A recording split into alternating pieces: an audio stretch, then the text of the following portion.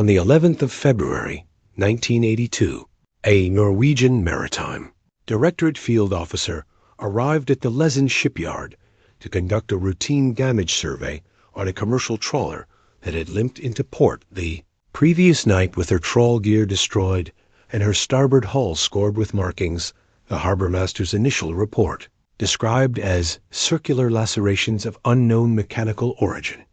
The officer's survey, filed 6 days later under incident classification NMD 820214, was 17 pages long. 14 of those pages were sealed within 6 weeks of filing, and the classification was not lifted for 20 years.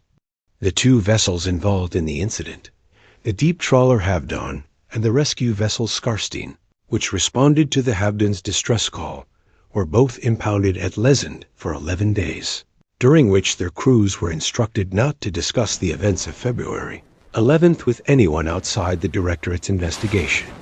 The footage that concerns this report was not shot by the Havdan's crew. It was shot by the crew of the Skarstein from behind the bridge window of their own vessel as they watched something destroy the trawler they had been dispatched to save. That footage, approximately 4 minutes of 16mm film recovered from the Skarstein's bridge-mounted camera, was seized by the Directorate on February 14th and was not seen again publicly until a Norwegian Freedom of Information request returned a partial copy in 2003. What it shows has never been explained by the Norwegian Maritime Directorate, and the classification of the remaining 14 pages of the incident report has never been justified in any subsequent public filing. This is the evidence. The Havdan was a 41-meter steel-hulled deep trawler operating out of Lezend, one of Norway's largest commercial fishing ports, a city built on the herring trade and rebuilt after a fire in 1904, whose economy in 1982 was almost entirely dependent on the deep-water fishing fleet that worked the Norwegian Sea.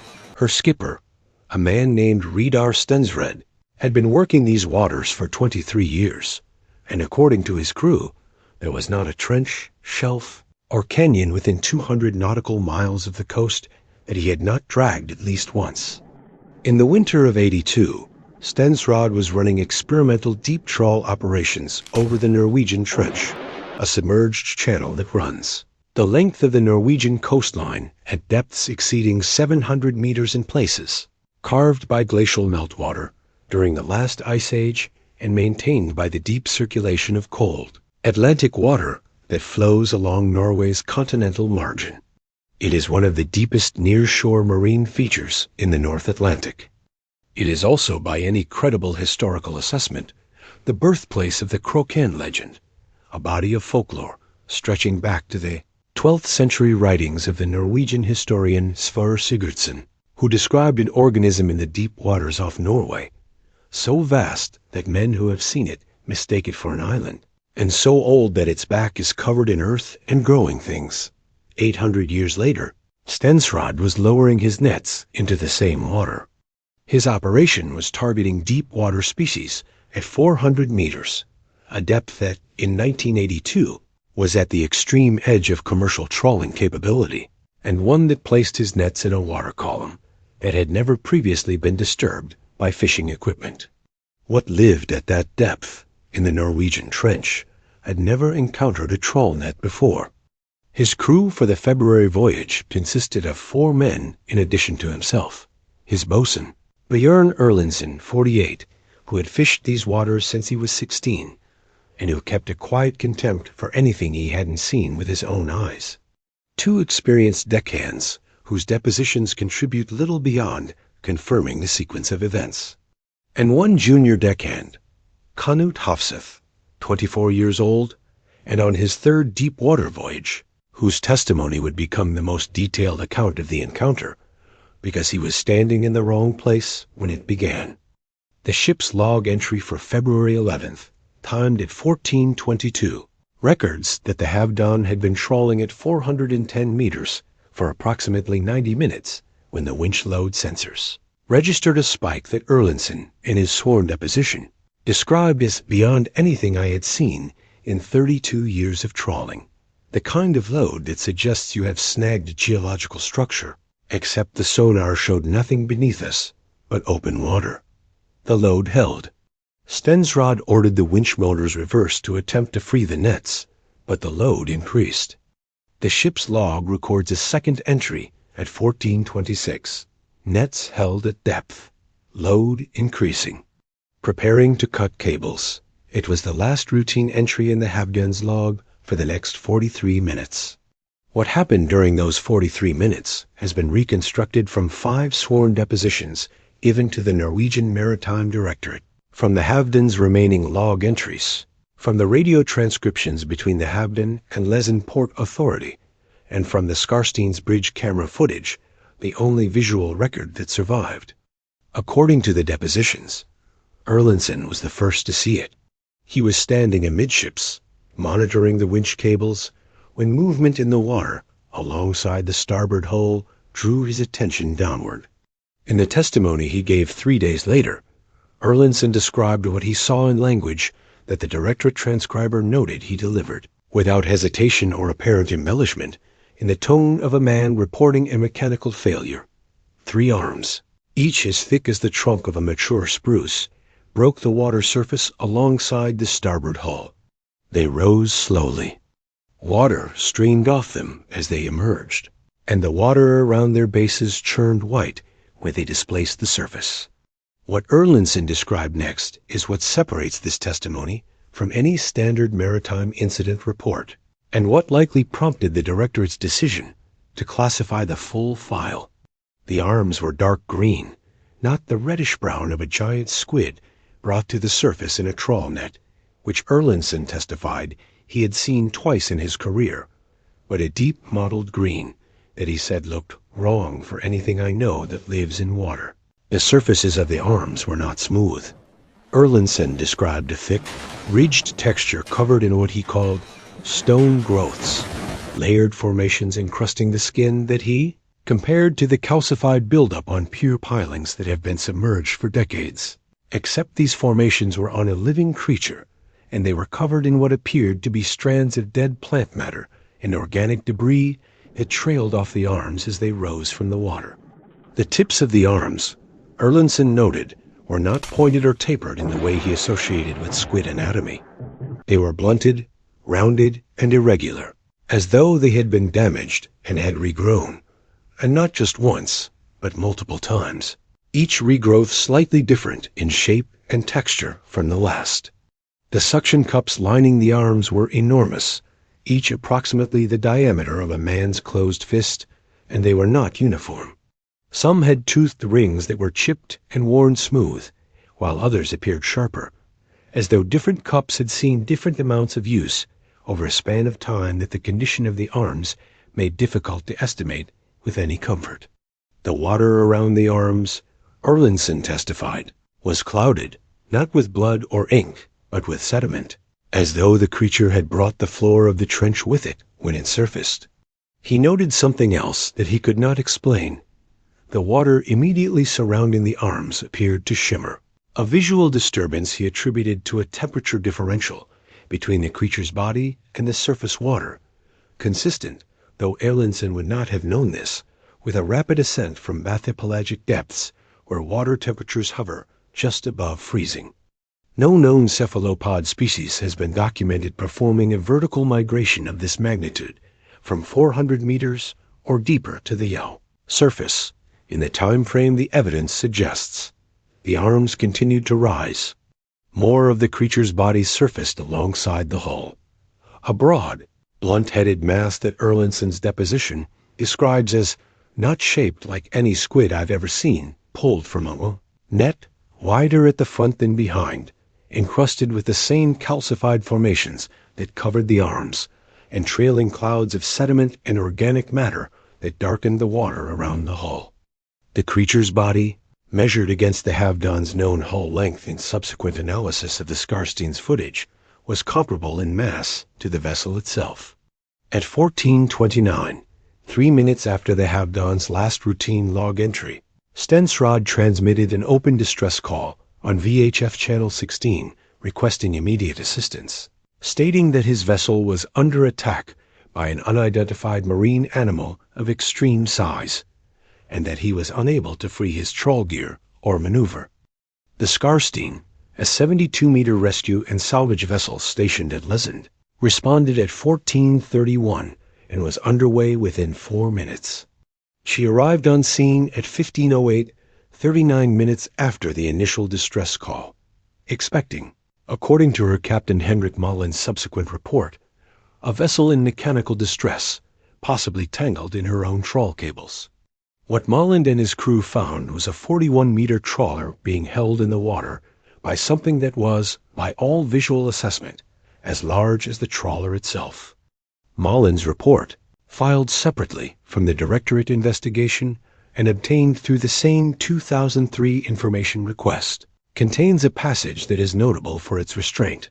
On approach to the Havgård's position, I observed the vessel to be listing approximately 20 degrees to starboard, with what appeared to be a very large marine animal alongside and partially on top of the vessel. I instructed First Officer Paulsen to activate the bridge camera and ordered all crew to remain inside the wheelhouse. Paulsen activated the camera. What it recorded through the rain-streaked bridge glass is the primary visual evidence in this case. The Havden is listing severely to starboard, her deck awash on the low side, her trawl gantry visibly deformed and partially torn from its deck mounts. Alongside and partially on top of the vessel is a dark mass that appears to be of comparable size to the trawler itself. The mass is dark green, mottled with pale irregular patches that catch the gray daylight. The same calcified formations Erlandsen described, visible even at the Skarstein's distance of approximately 40 meters. Its surface is textured, rough, ridged, geological in appearance, encrusted with what appears to be layered biological growth, cracked in places to reveal darker skin beneath. Multiple thick appendages.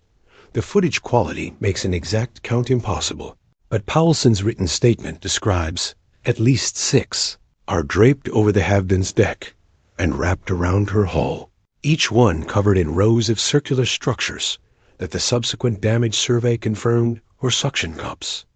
Trailing from the creature's body, visible in multiple frames, are strands of organic material, dead vegetation or deep-sea organisms, hanging from the textured surface and drifting in the water around the hull.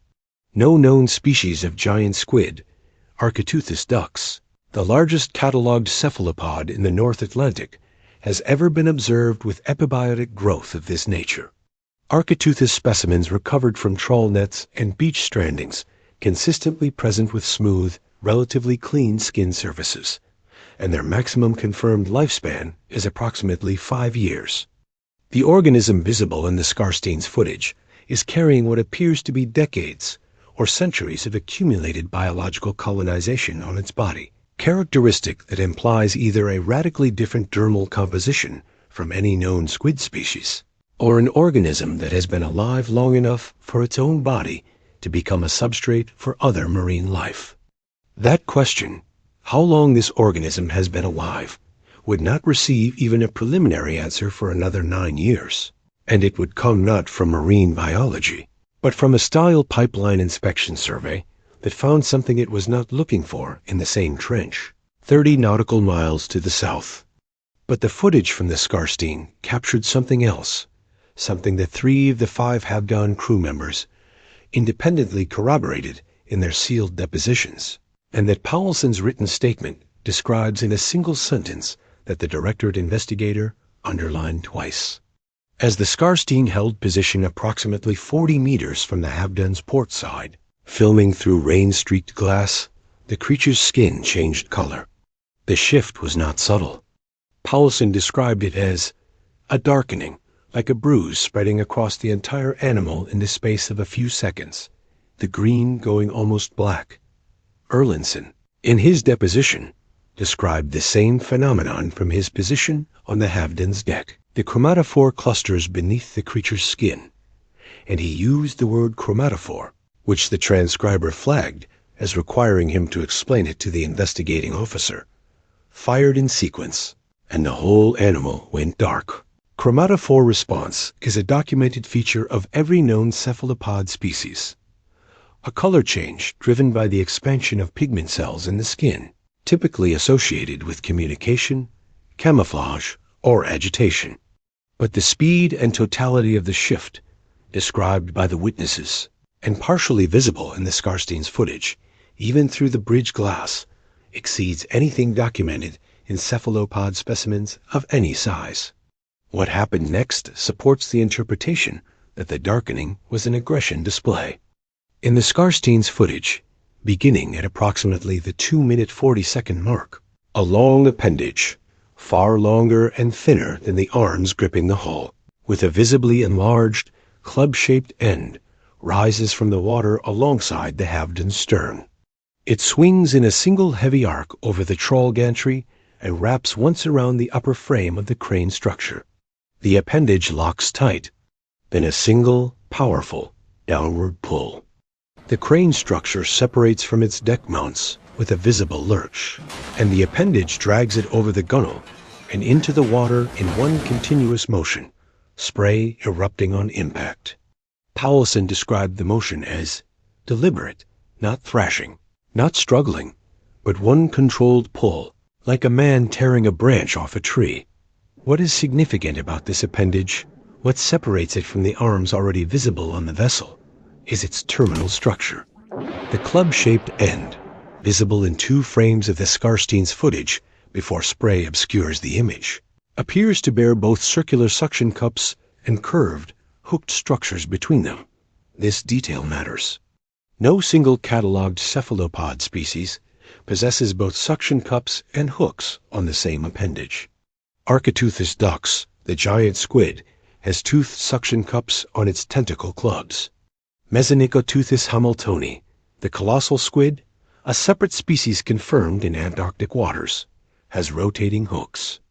The 2 genera are separated by millions of years of evolutionary divergence, and no known organism displays the morphological characteristics of both. The organism on the Havdon's hull either belongs to a species that has never been catalogued, or it represents something that the existing cephalopod taxonomy has no framework to classify. And then the footage goes dark.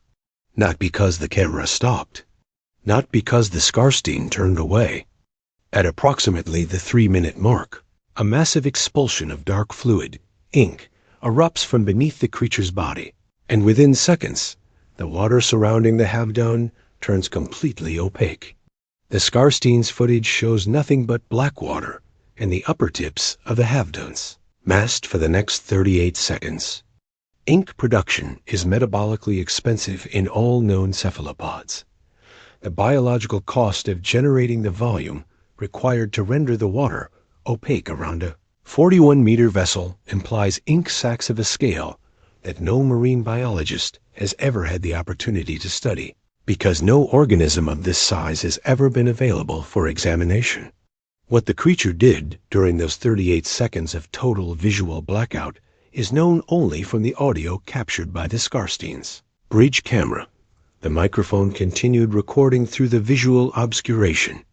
The sounds are of metal being torn apart, of the Havdon's emergency horn, and of Stensrod's voice on the open VHF channel, saying, in Norwegian, "It is destroying the winch housing. We cannot see it, but we can hear it working. Working. Not thrashing. Working." When the ink began to dissipate, carried by the current and diluted by the heavy sea, the Skarstein's footage captured 8 final seconds of usable imagery before Powelson secured the camera and the hull. Skarstein began her approach to evacuate the Havdon's crew. In those 8 seconds, the creature is visible at the Havdon's stern in a wide composition. Its darkened body, still nearly black-green from the chromatophore shift, surrounding the destroyed remains of the winch housing. And between the bases of the arms, partially visible in the churning dark water, is a structure that none of the previous footage had revealed. A beak. Dark, hooked, approximately the size of a man's torso, with edges that even at this distance and in this footage quality appear worn, chipped, and uneven, like a tool that has been used for a very long time. The beak is engaged with the steel frame of the winch housing, and the metal is deforming between its edges.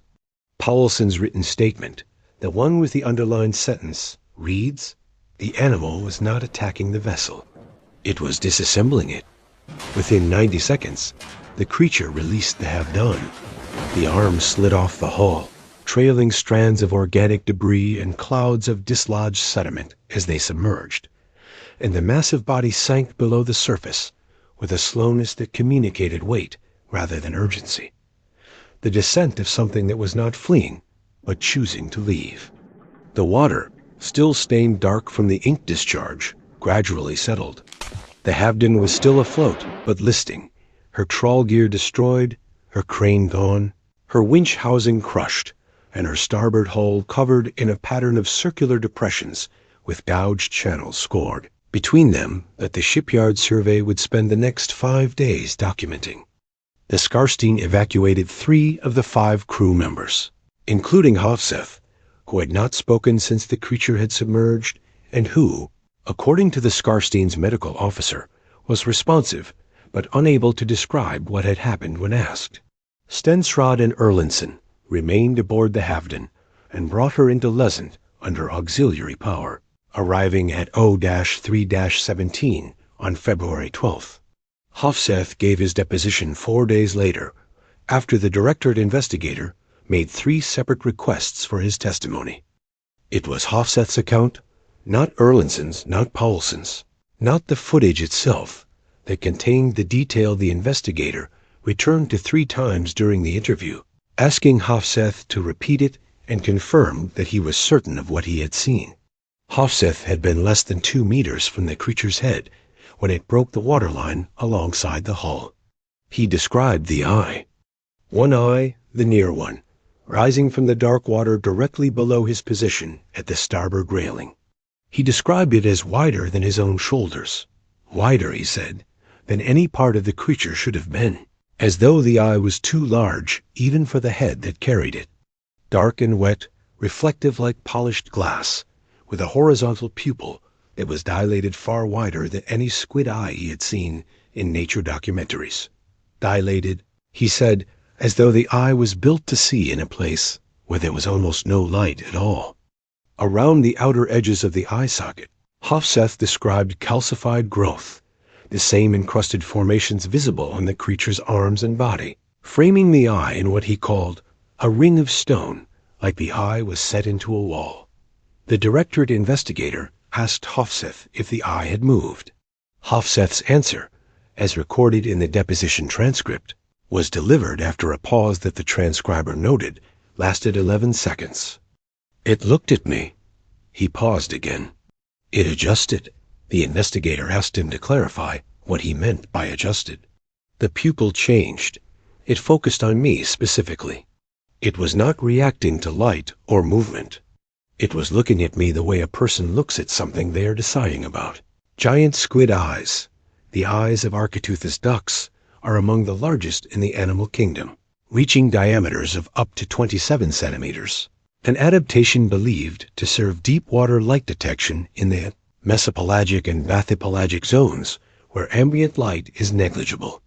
But the eye Hafseth described was, by his account, proportionally larger than the head that carried it, oversized even for an animal of this mass, suggesting an adaptation not merely to low light, but to the permanent darkness found only below 800 meters, where the Norwegian Trench reaches its maximum depth and where no light from the surface has ever penetrated.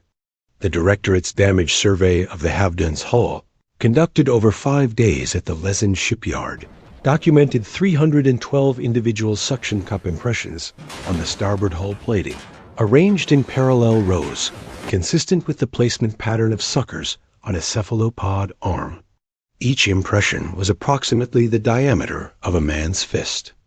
Between the impressions, the surveyors documented a pattern of gouged channels, deep scores in the anti-fouling paint, and, in 11 locations, in the steel plating itself, consistent with the hooked structures visible on the tentacle club in the Skarstein's footage. The ring diameter of the suction cup impressions and the spacing of the hook gouges matched no species in the Norwegian Maritime Directorate's Marine Biological Reference Database. Biological material recovered from 13 of the suction cup impressions was sealed and sent to the University of Bergen's Marine Biology Department for analysis. What came back was a report that the Directorate never published. The material included fragments of calcified biological growth, barnacle-like formations that, when sectioned under a microscope, revealed layered internal structures representing what the Bergen researchers described as multi-generational colonization consistent with sustained biological accumulation over a period significantly exceeding any documented cephalopod lifespan. The tissue samples recovered from within the suction cup impressions showed dermal characteristics consistent with both Architeuthis and Mesonicoteuthis cell structures, but matching neither species exactly. The collagen matrix was denser than either, and the protein markers were, in the Bergen team's phrasing, taxonomically inconclusive. The maximum confirmed lifespan of any known cephalopod species is 5 years. The Bergen researchers declined to provide a specific age estimate for the growth layers in the recovered material, but their internal notes, obtained through the same 2003 Freedom of Information request that returned a partial copy of the Skarstein's footage, contain a single handwritten annotation in the margin of the analysis summary. It reads, consistent with continuous growth. Estimated minimum, 200 years. The Norwegian Maritime Directorate classified the Havdan file, all 14 sealed pages, the Skarstein's footage, the 5 crew depositions, the Bergen biological analysis, and the hull damage survey under incident reference NMD 820214 on March 25, 1982, 6 weeks after the encounter.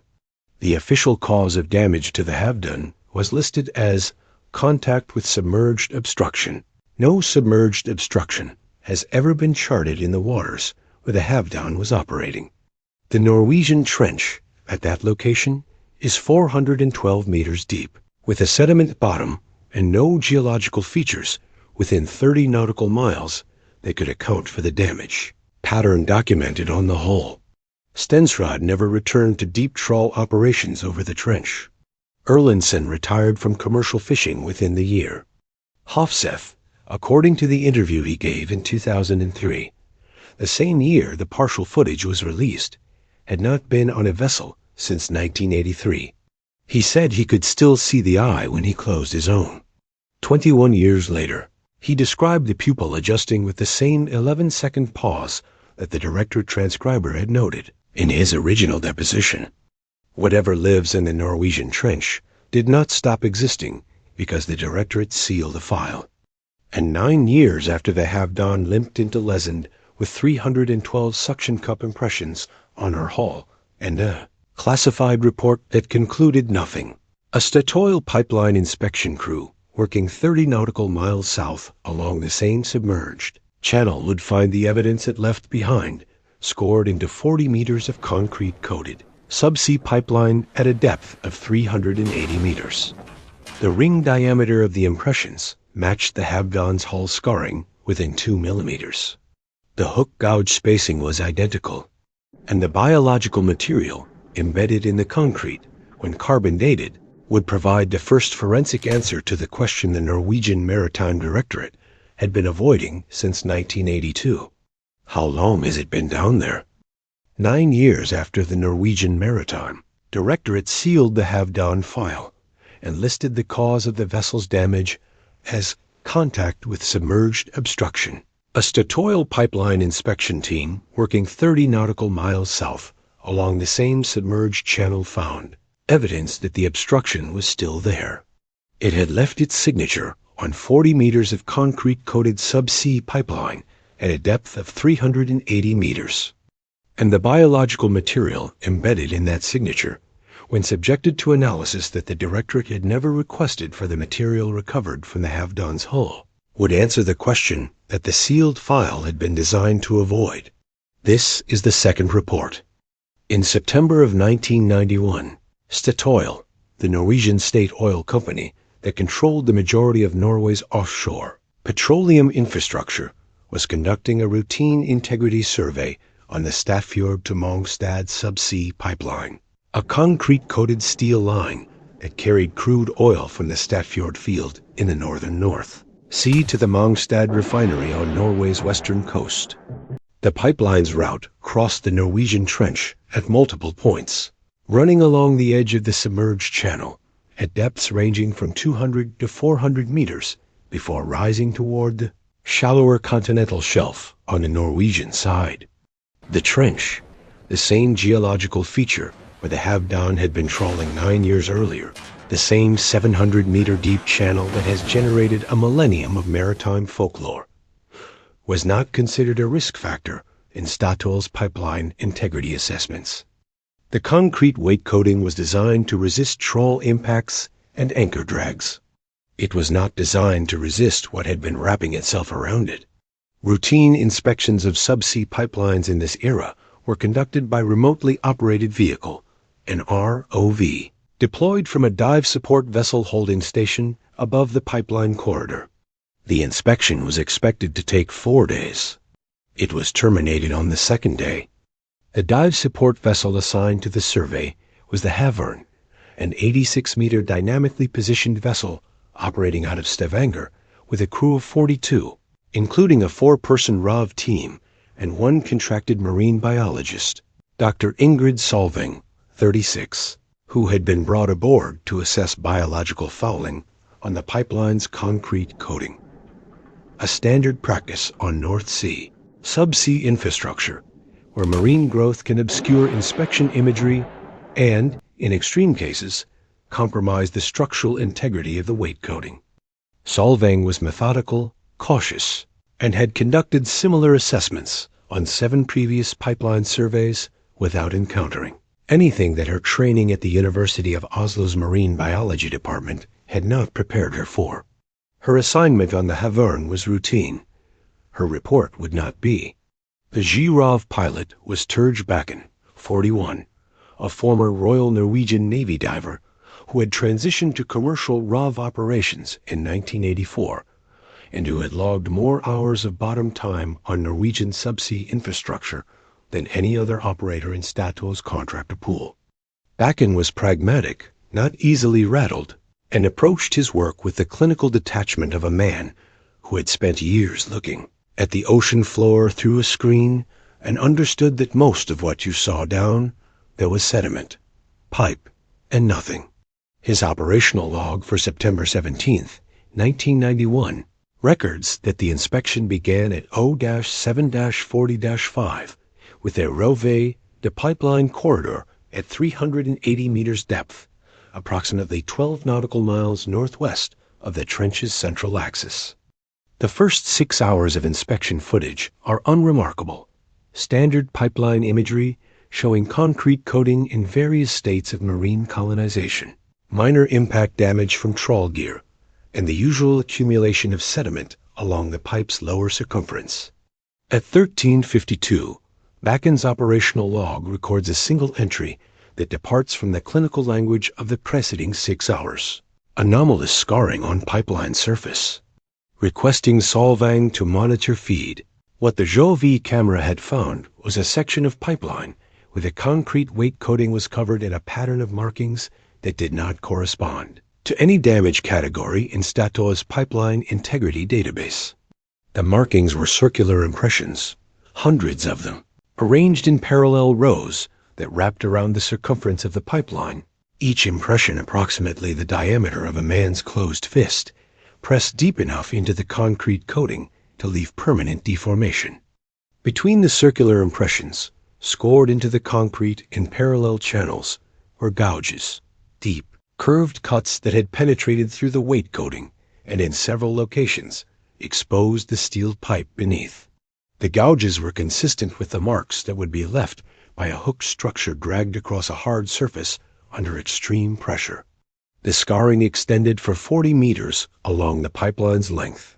40 meters of continuous systematic marking on both sides of the pipe, as though something had wrapped around it and held on, not in one place, but progressively, moving along the pipeline's length in a pattern that Solvang, watching the ROV feed from the vessel's control room, later described as consistent with locomotion, as though the organism was using the pipeline as a substrate for movement, gripping and releasing in sequence. Dr. Solvang requested that Bakken hold the ROV's position and conduct a slow longitudinal pass along the scarred section, documenting the full extent of the damage with close-up imagery. The ROV drifted forward along the pipeline at inspection speed, its twin floodlights sweeping across the scarred concrete, illuminating row after row of circular impressions extending into the darkness ahead, the damage continuing as far as the lights could reach, a seemingly endless repetition of the same pattern. Suction cup rings, hook gouges, suction cup rings, hook gouges. It was during this pass that Solvang identified what was embedded inside the deepest of the circular impressions. Pale material, calcified and brittle in appearance, was lodged in the concrete, fragments that had broken off whatever had made the impressions, left behind when the organism released its grip on the pipeline.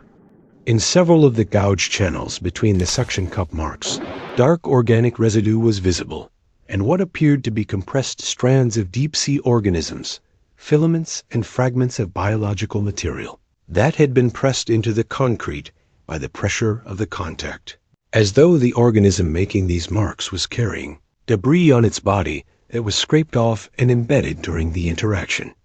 The creature, whatever it was, had brought the deep trench floor with it, sediment, organic matter, the accumulated detritus of a habitat hundreds of meters deeper than the pipeline corridor, and pressed it into the concrete like a geological fingerprint.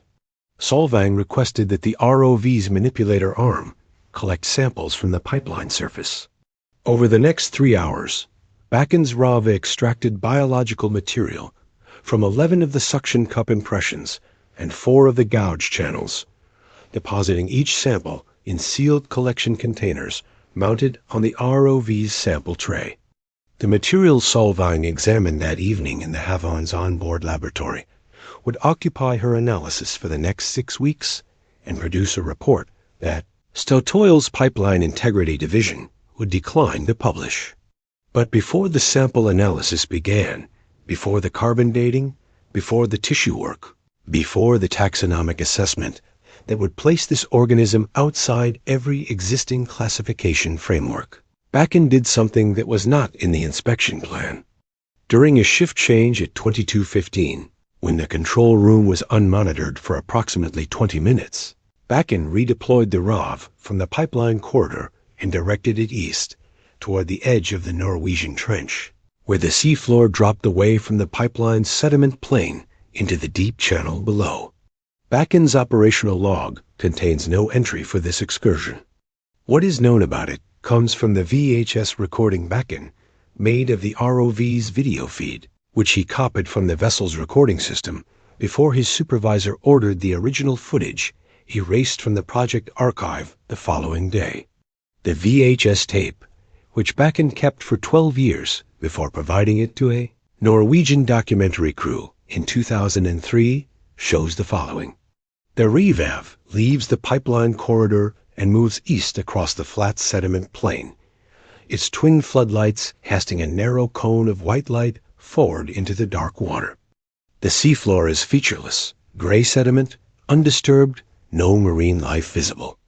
After approximately 4 minutes of lateral travel, the sediment floor begins to slope downward, the edge of the Norwegian Trench, where the relatively shallow pipeline corridor gives way to the deep channel below. The ROV follows the slope down. The water darkens around the descending vehicle, the floodlights reaching forward into what is now a steepening canyon wall of gray-brown sediment and exposed rock, the light falling off sharply after 15 meters and dissolving into absolute black beyond.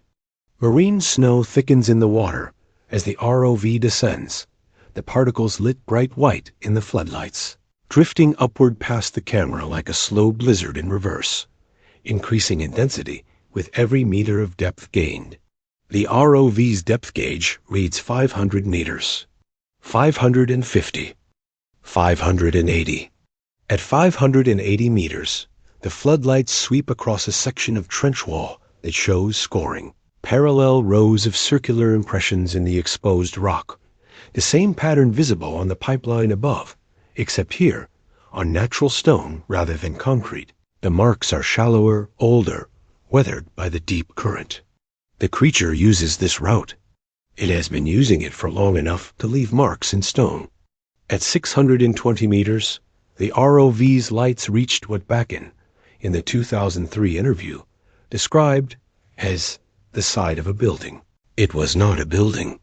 It was a surface, dark, mottled green, textured with ridged formations that caught the floodlight and cast small, hard shadows. Massive, extending beyond the light cone in every direction. The surface was encrusted with layered biological growth.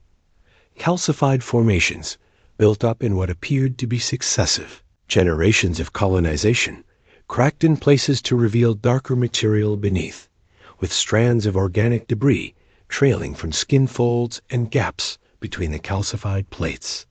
The ROV's floodlights could not illuminate the full width of what the camera was pointed at.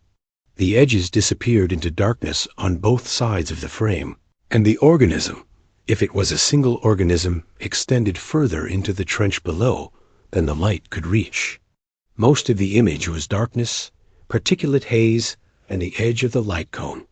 The creature was small in the frame, or rather, the visible portion of the creature was at the edge of what the light could resolve, and what was visible suggested that the majority of the organism was beyond the reach of the ROV's illumination entirely. And then the eye, partially illuminated in the lower right of the image, proportionally enormous, wider, by Bakken's subsequent estimation, than the ROV unit itself, which measured approximately 1.5 meters across its widest axis. Dark, wet, globular, catching the floodlight and throwing back a single bright point of reflection from its curved surface.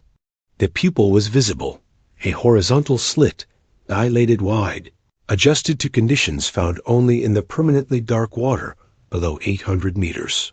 Around the outer rim of the eye socket, calcified growth encroached from the surrounding skin like a frame, carved from ancient stone, the same layered. Mineralized formations visible on the rest of the body, built up over what the carbon dating would later suggest was centuries of continuous accumulation. The creature was resting against the trench wall. It was not fleeing the ROV. It was not alarmed by the light. It was, by all evidence in the footage, simply present, settled against the slope at 620 meters the way a very old animal rests in a place it has occupied for longer than the technology filming it has existed. Bakken held the ROV in position for approximately 3 seconds. In the interview he gave 12 years later, he described those 3 seconds as the longest of his professional career, not because he was afraid, but because he understood, with the clarity of a man who had spent 7 years looking at the Norwegian seafloor, that he was looking at something that was not supposed to be there, and that it was looking back at him, and that it was not concerned. Then the arms moved. A thick arm, dark green, encrusted with calcified growth, covered in rows of suction cups, each wider than the ROV's. Manipulator arm shifted slowly into the frame from below and pressed against the ROV's yellow housing. The image shook. The arm's suction cup compressed flat against the metal frame, gripping with the slow, deliberate pressure that Bakken, at the controls, felt transmitted through the tether as a sudden increase in drag load.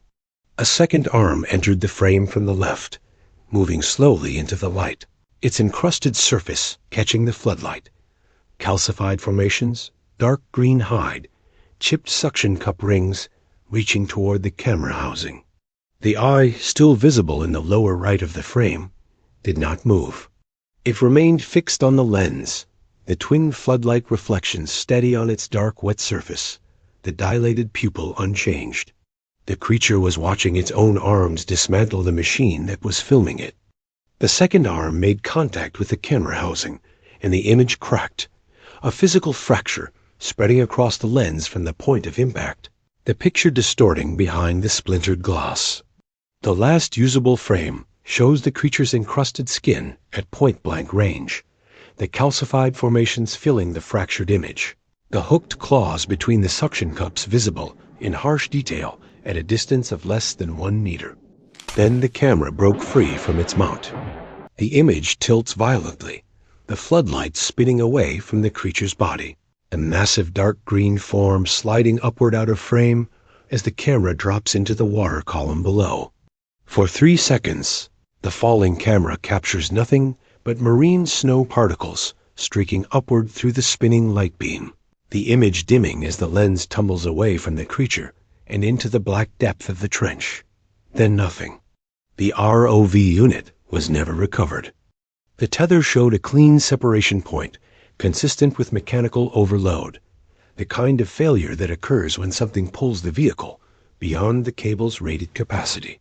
Statoil's operational report attributed the loss to tether failure due to current-induced stress during an unauthorized depth excursion. It made no mention of the footage.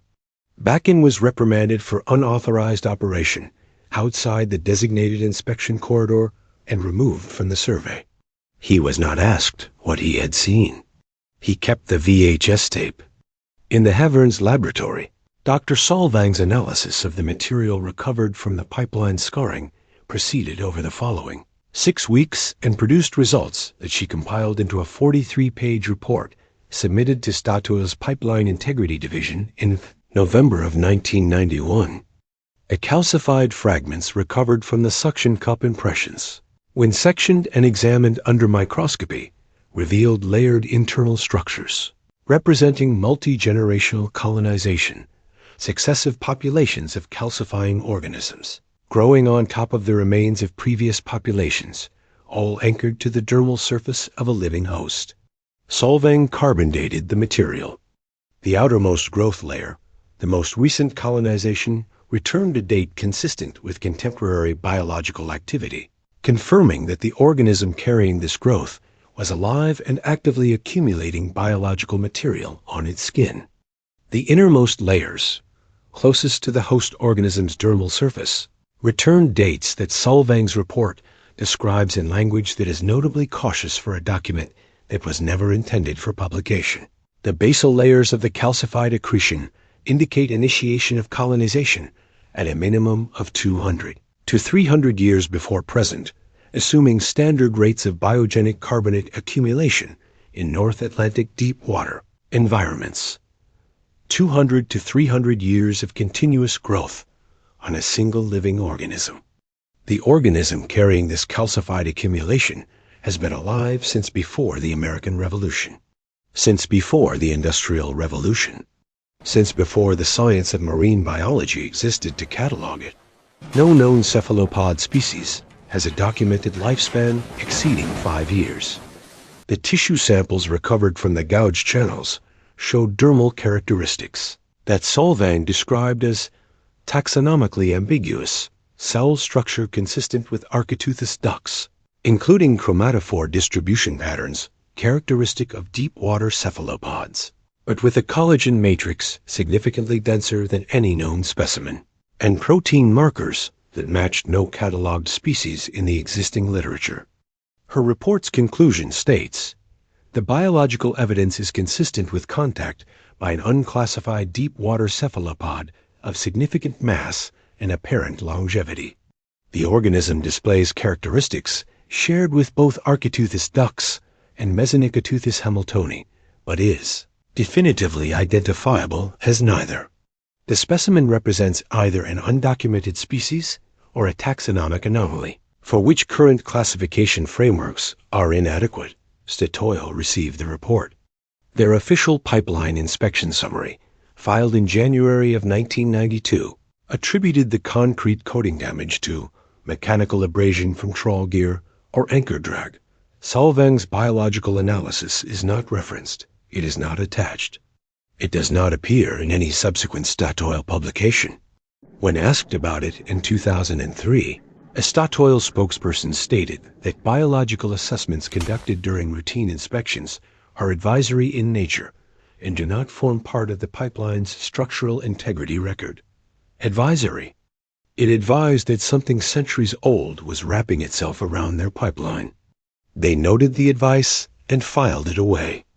The connection between the 1982 Havdan incident and the 1991 pipeline survey was not established until 2003, when a Norwegian documentary production crew investigating North Sea maritime incidents obtained both the partially declassified Havden file and Backen's VHS tape through separate channels.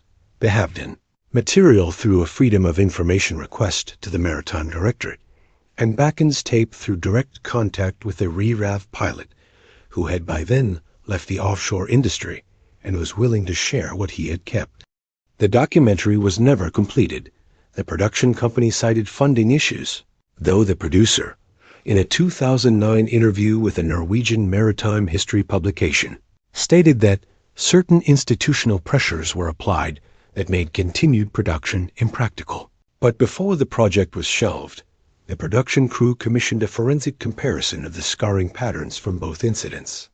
The analysis was conducted by a materials specialist at the Norwegian University of Science and Technology in Trondheim, who examined the Havdan hull survey photographs alongside Backen's raw footage of the pipeline scarring. The findings were unambiguous. The ring diameter of the suction cup impressions on the Havdan's hull matched the ring diameter of the impressions on the Statoil pipeline within 2 millimeters. The spacing of the hook gouges between the suction cup marks was identical in both data sets. The calcified growth fragments recovered from the Havdan's hull in 1982 and the fragments recovered from the pipeline in 1991 showed the same layered colonization structure, the same mineral composition, and overlapping carbon date ranges, the pipeline material extending the estimated minimum age of the organism by approximately 50 to 100 years beyond the Bergen analysis. The same creature, the same trench, 9 years apart, 30 nautical miles of lateral separation along the same submerged channel, and the forensic evidence linking the two incidents is not circumstantial, it is metrically identical. The organism that surfaced alongside the Havdan in 1982 and the organism that left its mark on the Statoil pipeline in 1991 were, by every measurable criterion available, the same individual. It had not migrated. It had not died. It was still in the Norwegian Trench, the same trench that Sverre Sigurdsson described in the 12th century, the same water that has generated 1,000 years of accounts from Norwegian fishermen who saw something too large and too old to be any species they could name.